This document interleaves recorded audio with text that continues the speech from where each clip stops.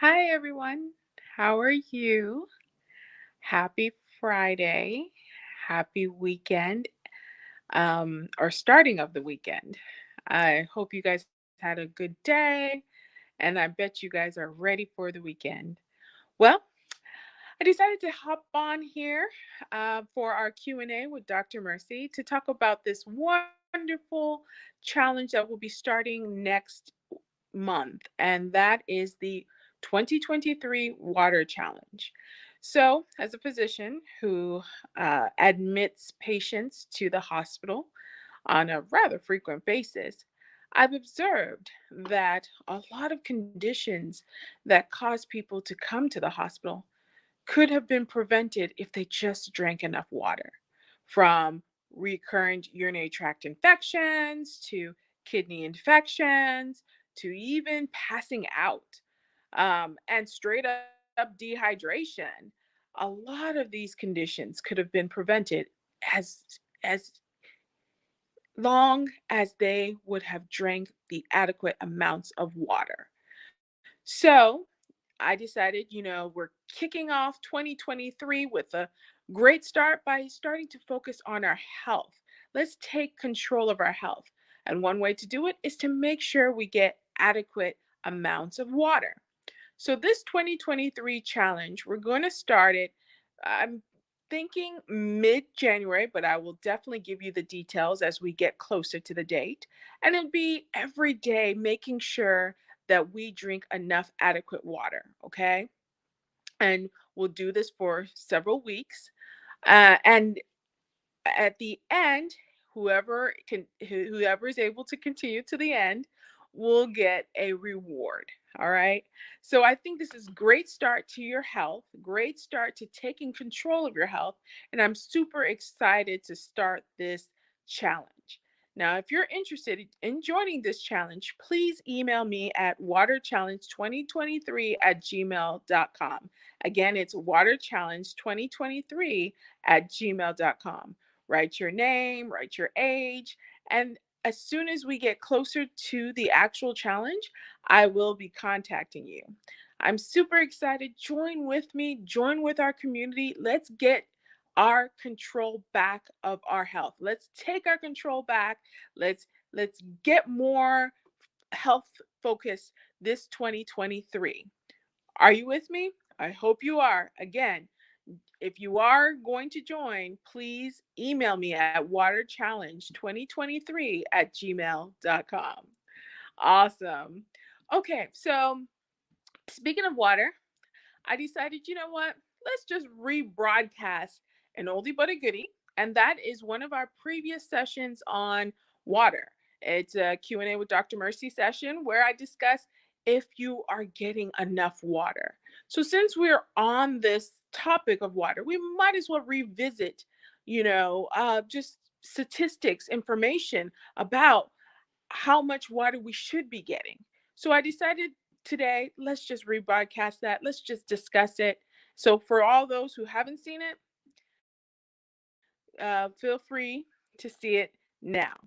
All right. Well, I hope you have a good rest of your day and rest of your weekend. And until next Friday, uh, Godspeed, and we'll see you later. Bye. Okay. Hello, everyone. Hi. Welcome. Good day. So I don't know if it's afternoon or evening, but good day. How is everyone doing? Welcome to Q&A with Dr. Mercy. Hi, everyone. What a wonderful Friday it is, and I'm thankful that you guys are here with me. So again, this is Q&A with Dr. Mercy. I'm Dr. Mercy Ejianwe. I am here to talk about the latest medical relevant topics. And so for several weeks now, we've been talking about COVID. Hello, Chastity. How are you doing? Good day. How are you? So for several weeks, we've been talking about COVID, and I decided to switch things up a little bit. Hello, Audrey. How are you doing? Hello, Keisha. Hello, Valencia. Hello, Monique. Oh, hi from the U.S. Virgin Islands. Oh, hi. How are you? Good evening, Gloria. Oh, Chastity, that's good. I'm glad you're doing very well. So I've just decided to switch it up and just kind of talk about things that I've observed while working in the hospital. So, hi, Sabrina. How are you? Hi, Mary Anderson. I hope you're doing well. And so I just wanted to just kind of talk about just certain topics that I've seen in the hospital that I thought, I wish I could, let the public know about this. And one of those topics have been water, okay, and dehydration.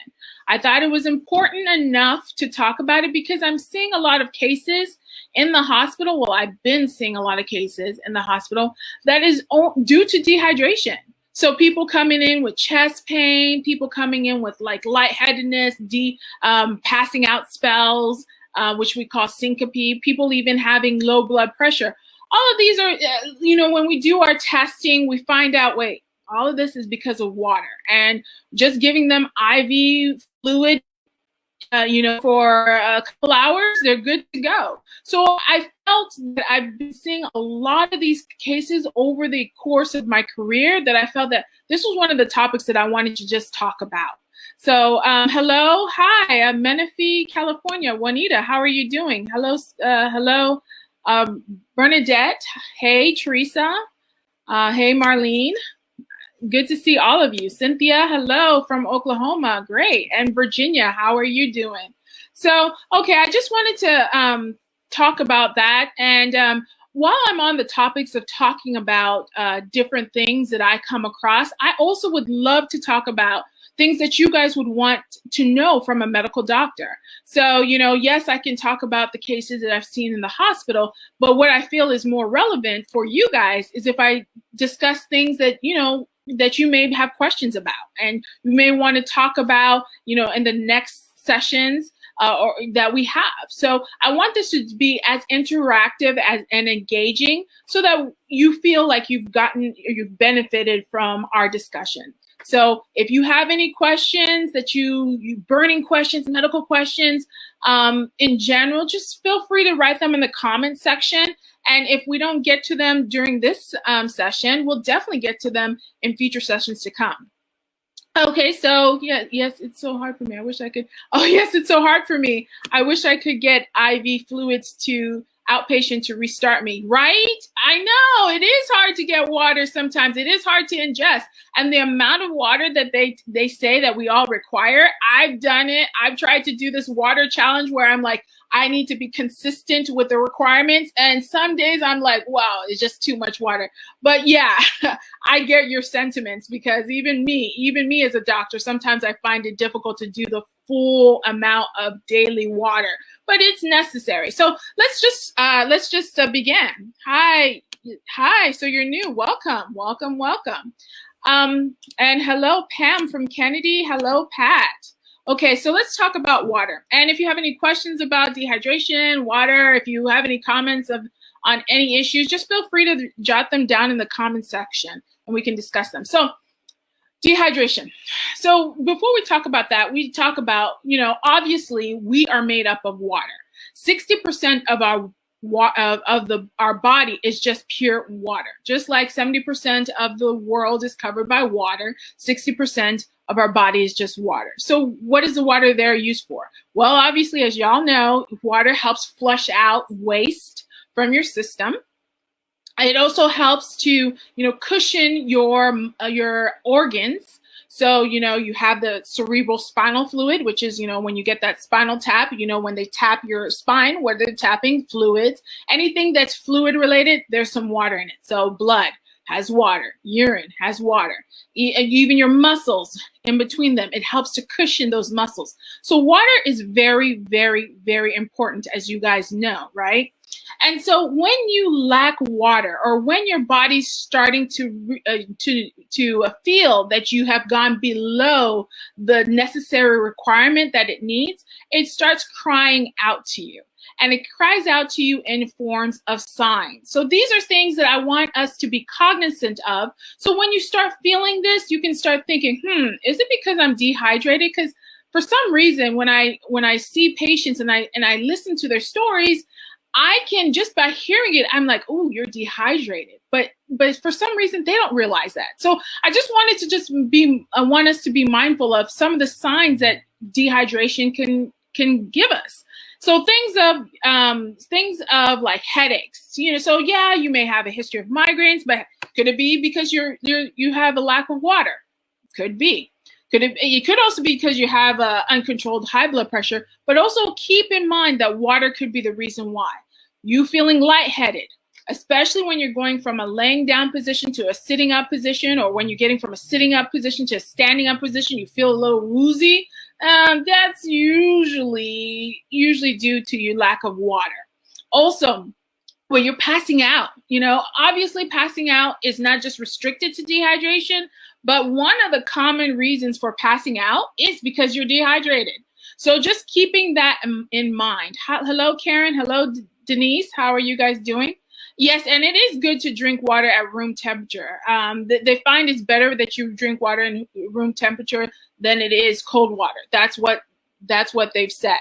But for me, water is water. Just drink enough of it.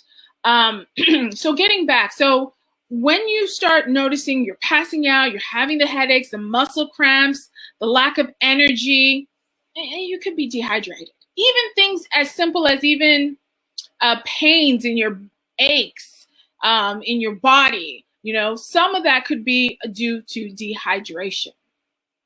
So those are the symptoms that you're getting. Now, what are the signs? So the signs of dehydration, just for us to all be aware, I know some of us are aware, but just to make sure we're all aware.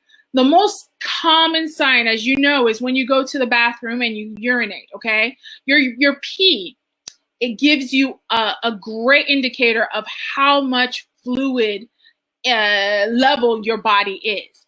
The darker the yellow, the more dehydrated you are. Ideally, your urine should be a light tinge of yellow, if not as clear as water.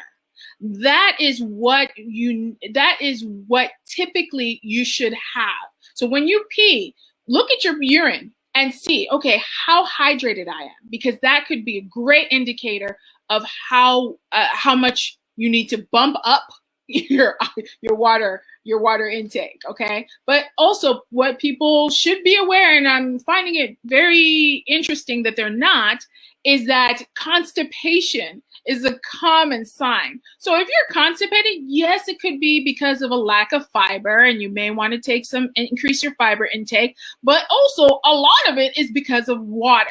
So when I go to the hospital, when I'm in the hospital and I'm seeing my patients, they're complaining of abdominal pain and nausea and vomiting, and instantly I think this person's constipated. It could be something else, but the way that I see them, and I see they look dry, and they're having just this vague abdominal pain, and they're having nausea and vomiting. In my mind, I'm thinking, okay, of course, I rule out other causes, but one of the causes that I think is dehydration. So when I go and I do a scan of their belly just to look in, sure enough, they're constipated. And what is my treatment? Obviously, it's to give them laxatives, but short of them having any other underlying thing that will prohibit them, I just give them water. I give them fluids. So if you notice that you're constipated, constipation could be caused by lack of water. So bump up that water intake. And then obviously, from a skin manifestation, if you're noticing you're more dry or term ashy, consider, how much am I drinking? Is that contributing to what's going on? Another thing that we do when it comes to skin, another way to find out whether or not you're ashy is by doing this, what they call the skin turgor test. And that is, you take your skin, right, and you just pinch it, okay? Ideally, it should come right back down, okay? So as you pinch it, it comes right back down. That is a good indicator of how hydrated you are. If you are not hydrated, what typically happens is if you pinch your skin, right, and pretend like I'm not holding my skin. I'm just trying to show you what typically happens if you are dehydrated. So you pinch your skin and it'll just slowly go down, okay? It won't go down like this, but you pinch it and it'll slowly go down. If you see that sign, you dehydrated and you need to drink some water. So these are things that, are signs of your dehydration. Another way of knowing whether or not you're dehydrated or not, just in case you don't know, is by sticking your tongue in a mirror. If you stick your tongue out in a mirror and you don't notice the glistening of your saliva or the liquid of your tongue, you don't notice that glistening, I can hear, you see the glistening that I'm doing? I hear. If you don't notice that, you just notice a dry tongue. That is dehydration until proven otherwise, okay? So you definitely want to increase your water intake. So these are the signs and your body is telling you that you're dehydrated.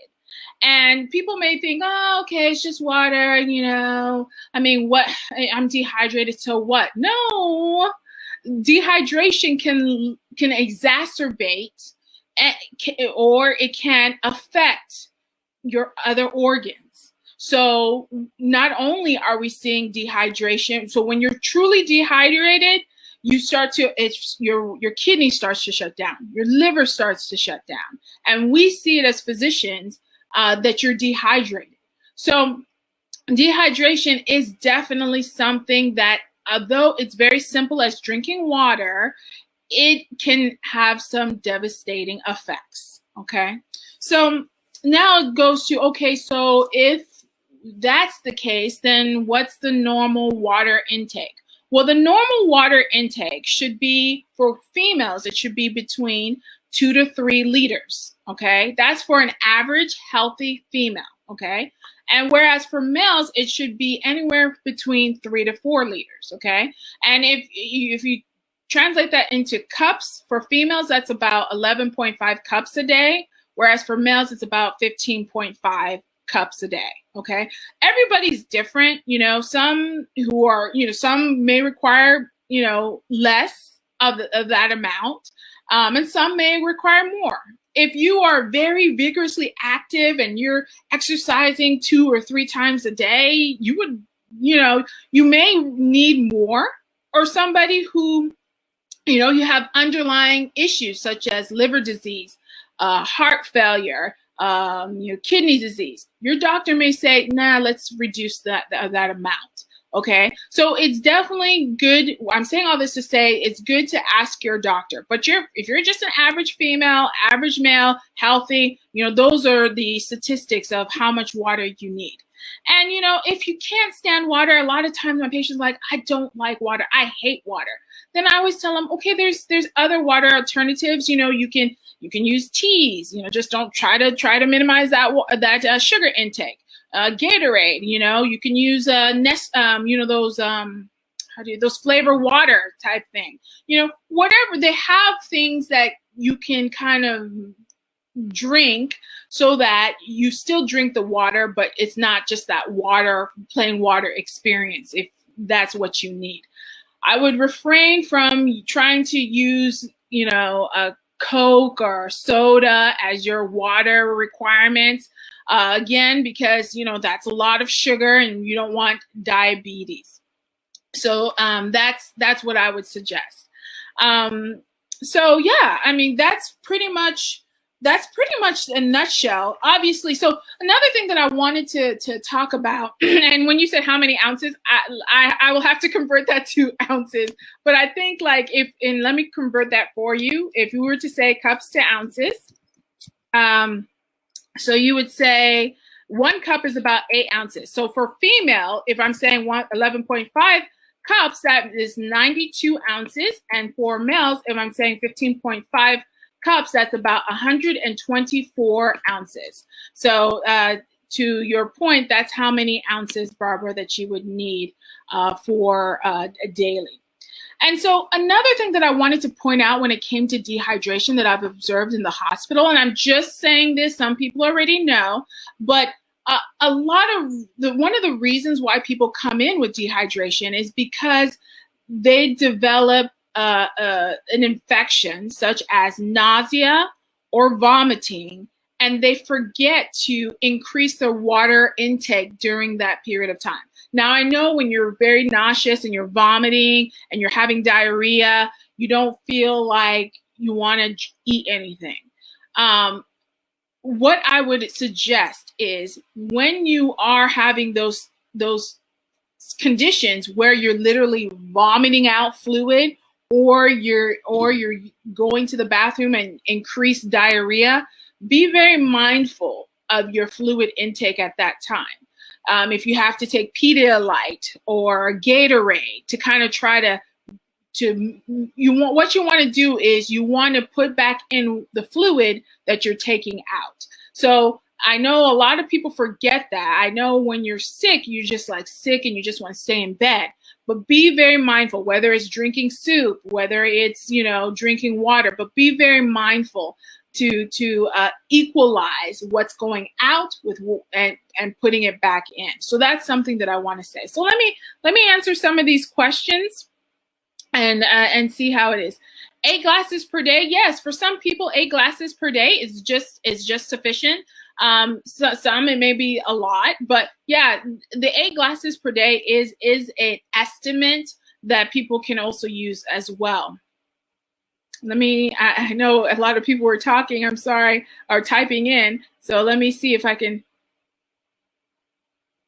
Okay, see, this is a good, Carolyn says that she freezes it until she has ice shards, then it's more easily digestible for me. Yeah, I mean, the cool thing about water is it comes in different forms. So if you want to freeze it as ice or slushy or something like that and it's more digestible, that's great. Just, we want to make sure you have enough water intake. So that's great. I'm not quite sure why water gives heartburn. It doesn't typically I mean, water is kind of alkalonic, so it shouldn't. It's not acidic. So I'm wondering if it's the form of water that you're consuming. So I don't know if you've tried different forms of water. Even if you're drinking a certain brand, perhaps drink a different brand. That it may just be the type of water you're drinking. So, because it shouldn't typically cause heartburn. That's a very, very rare condition for water to cause heartburn. Hello, Angel, how are you? So Teresa says, how much water should we consume daily? Just like I said, for women, it should be about 11.5 cups daily, which is about 2 to 3 liters. And for men, it should be 15.5 cups daily, which should be about 3 to 4 liters. So cold sculpting, that's a very good question, Vera. And yeah, we can talk about that. We can talk about cold sculpting on Black people. That's a very good question. Thank you. We can talk about that at another session.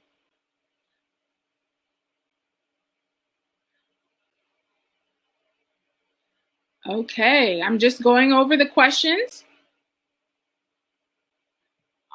Thank you so much, Audrey, for that. Yes, it is really important. I'm just realizing, I mean, it's gotten to the point where sometimes when I am admitting people to the hospital, I'm thinking, man, if they only knew that if they just increase their water intake, they wouldn't be here in the hospital.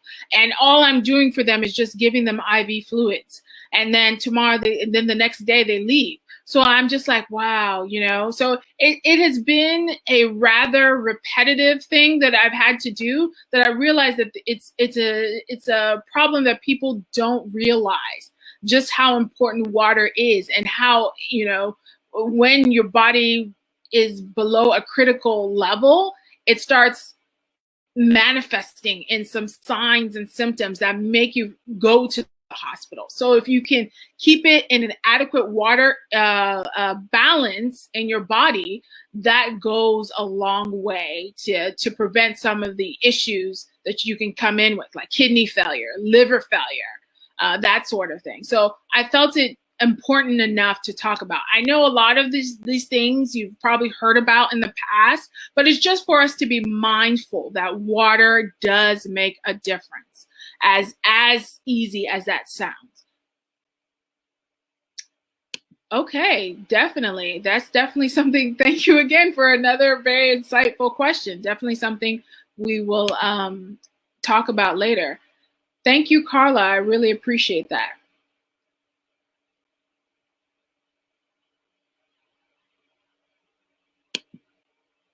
I drink of water a day, but my body water on my scale is indicating that I need more water. Well, one of the ways that I would gauge it is I'd gauge it by your urine. I mean, is your urine clear? Is it slight? Is it just have a tinge of yellow, or is it dark yellow or yellow? If it's dark yellow and yellow, then yeah, you may want to bump it up, okay? But if it is like clear, like water, I mean, in my opinion, I would feel like you're getting adequate amount. Again, depending, also you also have to realize if you, this is just for those that are healthy.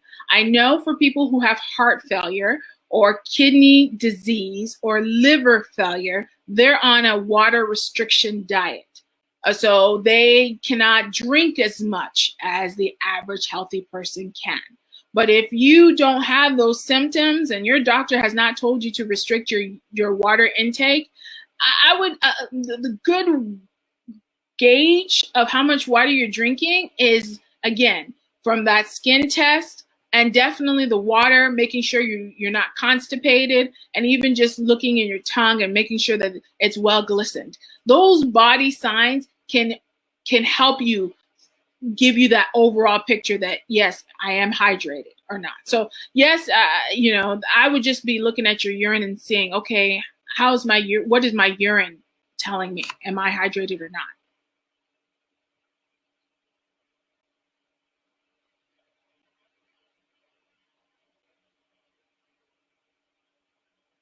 So Stacy, it seems like you said I have muscle spasms and sometimes my body reacts on its own hard to explain, but it feels as though my body has its mind of its own. My body jumps like I have the jerks now, but I do take a lot of medications and I have headaches, bulging disc in the back, extreme depression, etc.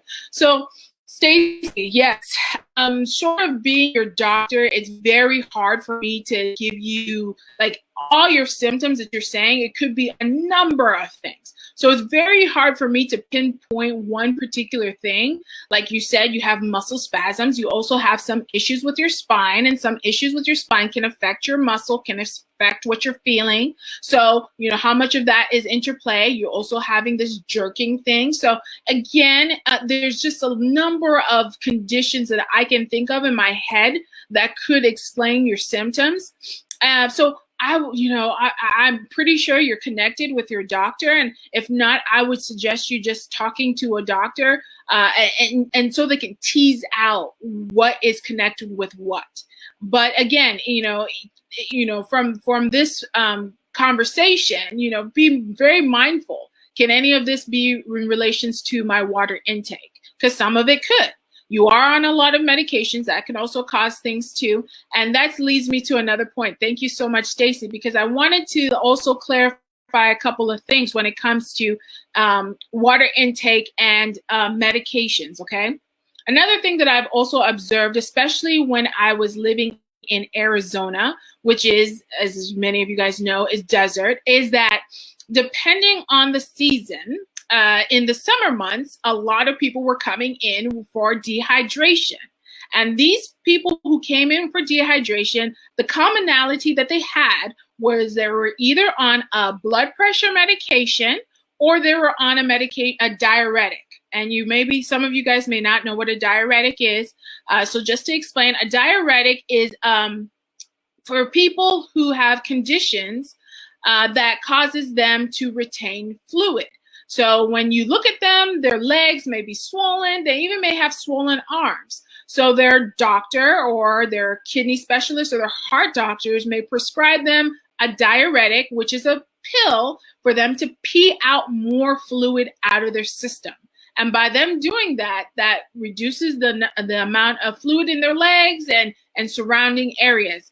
So what I've observed is that those who are on either diuretics or blood pressure medications, when it is hot outside, everyone is perspiring, they're sweating. And when you sweat, you're losing fluid, right? So when you sweat in excess, sometimes with that fluid loss in your skin, what it also does is it reduces the amount of fluid in your blood. So it causes your normally high blood pressure to be maybe slightly high or even back to normal. But these people, not realizing that, they still continue to take the same concentration of medications as they did when they weren't sweating, which was back in the winter months. And so the medication that normally would have got them back to normal when their blood pressure was super high, now is causing their blood pressure to be even lower, because their blood level is already low because they're perspiring a lot in the heat.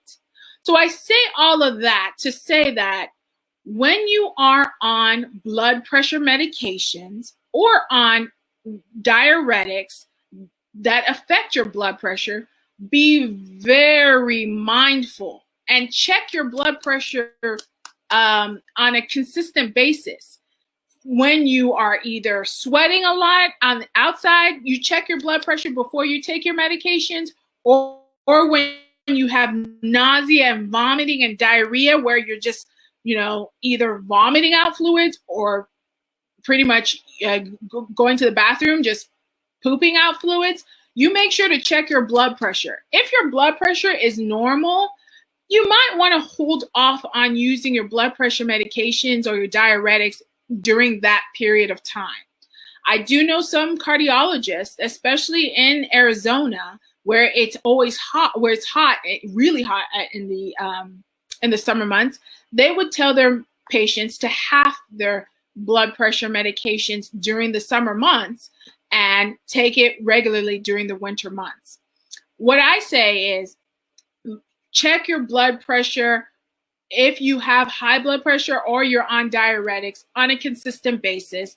And when you have conditions where you are literally losing fluids, either perspiring a lot or you're, like I said, nauseous and you're vomiting or you're having diarrhea, make sure you check your blood pressure and hold it if your blood pressure is normal or low, okay? That will prevent you from passing out because your blood pressure is low or having to go to the hospital because your blood pressure is dangerously low, okay? And those are some of the cases that we see in the hospital. So I just wanted those that have those conditions to be very mindful of that. And this is a good point. Roosevelt said, can you drink too much water? Because I was told that at one point I was drinking too much water. And the answer is yes, you can drink too much water. It's very rare, though, that you do have symptoms from drinking a lot of water, but it all depends on how much is too much. So if you are drinking 6 or 7 liters a day, that's way too much. And your body can react negatively as a result of that. So it's just best to stay within a certain level. Like I said, 2 to 3 liters as a woman, 3 to 4 liters as a man, and gauge how your body responds to it. If you're excessively thirsty, there may be a reason for that. It could be diabetes. It could be kidney issues. So you definitely want to seek the help of your doctor. But if you're not excessively thirsty and you're just drinking just to drink, then no, I think you should just be mindful and just stay within the normal confines of water intake, okay?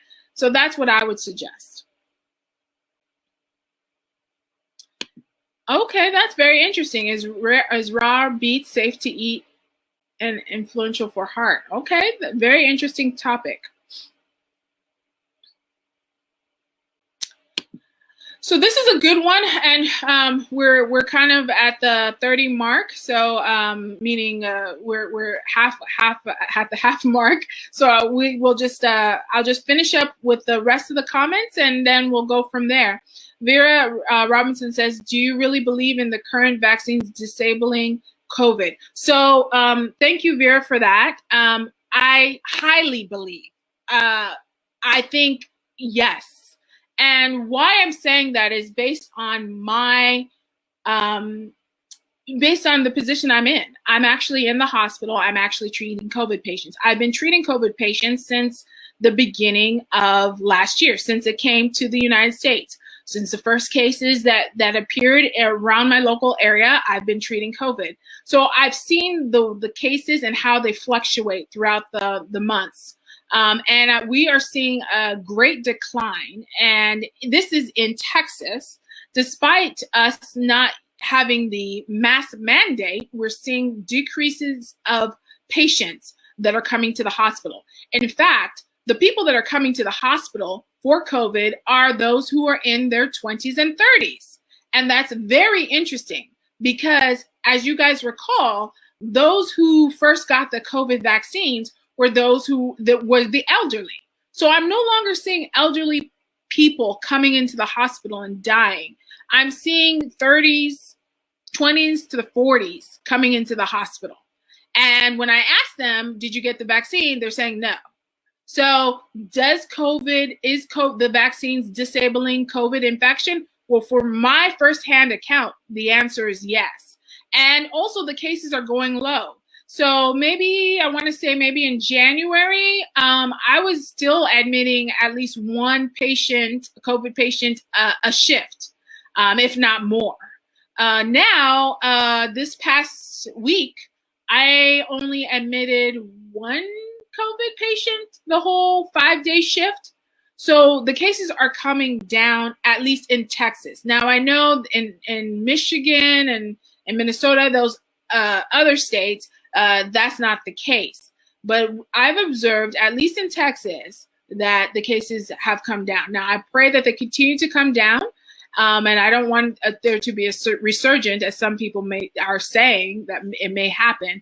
But that's just so for me, the only change that has happened has been the introduction of vaccines, particularly with majority of the elderly in Texas getting the vaccines. So I kind of have to say, from what I'm seeing, yes, that it is helping. So we'll continue. I mean, the stories out there, we'll continue to see what it is. But thank you for that. I was once diagnosed as being overhydrated. And again, yes, Marcia, Webster, Shannon, you could be overhydrated. There's many different reasons why.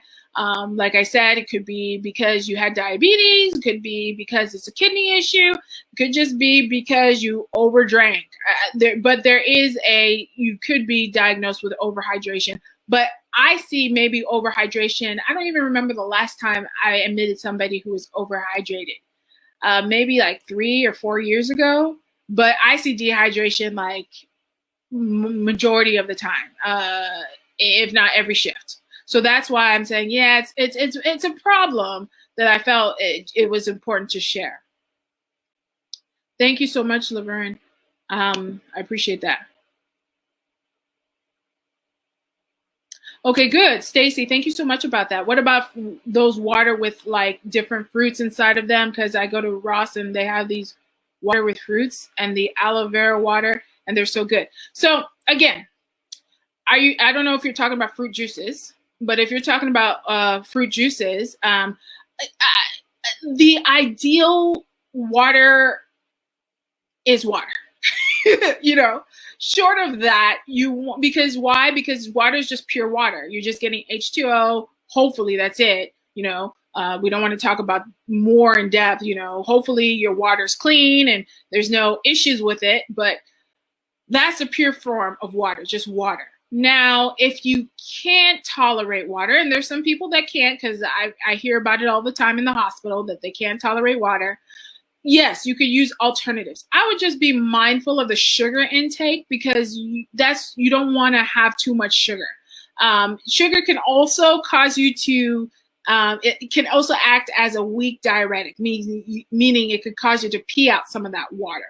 And what you want to do is retain it. You want to lubricate your cells. You want that water to kind of flush your system, not in the manner in which sugar does it. That's all I'm saying. So I would be mindful with some of these fruit juices, but yes, if you want to use a water alternative and that's all you can tolerate, then it's better than nothing. That's what I would say. Oh, see, Monique Freeman has said, I've noticed that if I have a dark spot on my face, it clears up fast if I'm hydrated. Yes, if I'm not hydrated, my dark spots would take longer to fade.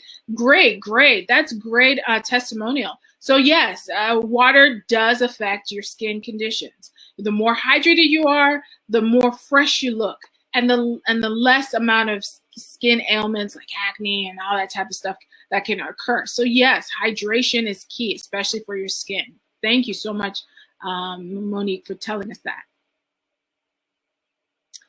Hot beverages, does it make a difference? Ideally not.